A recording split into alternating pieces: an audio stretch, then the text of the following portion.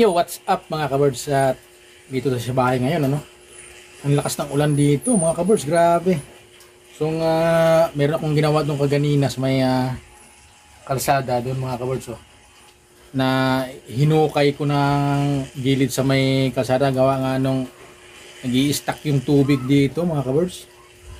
Saka talagang madumi yung tubig niya. Kaya gumawa ko ng kanal para talagang may exit yung tubig, dahil yung kabila kasi wala nang nakatira doon, hindi na naasikaso yung gilid ng kalsada, no?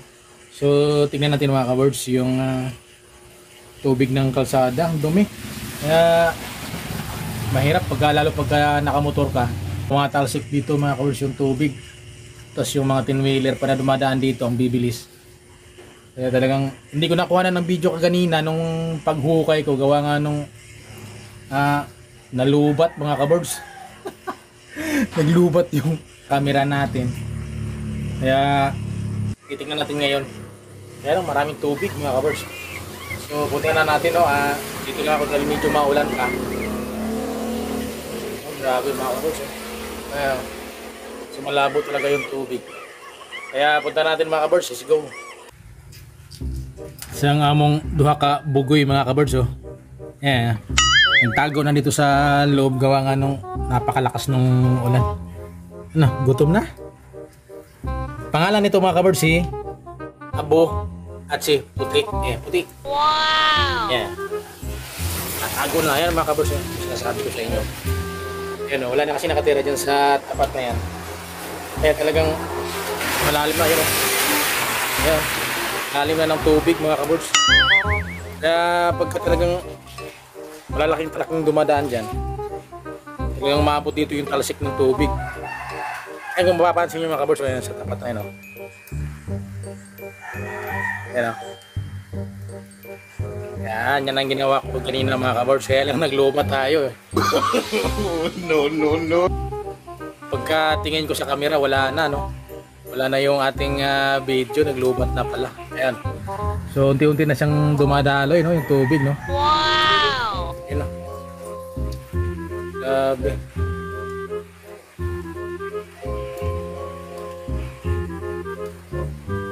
Yung mga daming tubig, ang dumi pa siya.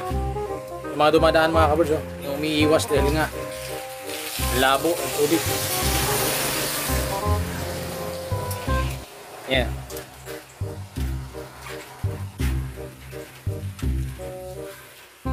So nanggagaling kasi doon yung tubig, talagang malabo siya.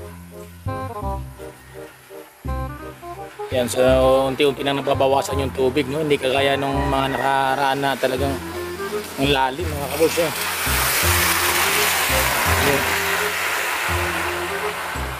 Talagang lalim.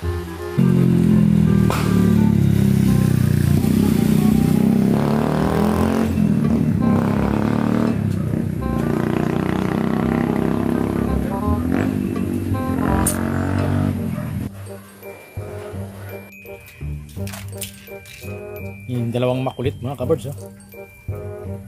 Dalawang bugoy. Ayan.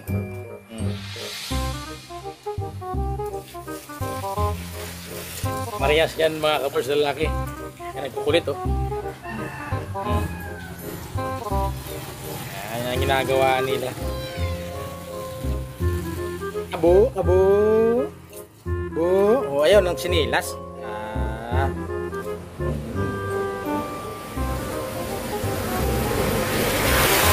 Ayan mga kabirds, oh. Grabe, oh. Halos ito.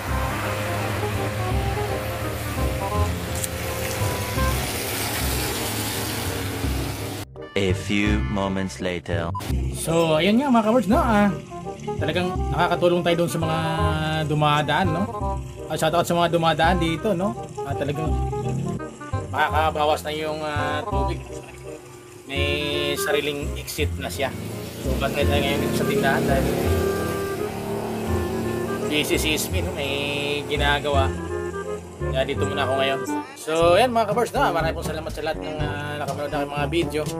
At hindi pa tayo nakapasal-pasal mga kabirds sa mga pupuntahan dahil mayroon pa tayo ni asikaso. Siguro Naka-alis na rin tayo mga pagdating ng susunod na mga araw. So sa akin di pa dahil siyempre busy pa ng konti. So ayan, maraming salamat ulit. Hanggang dito na lang. Bye bye.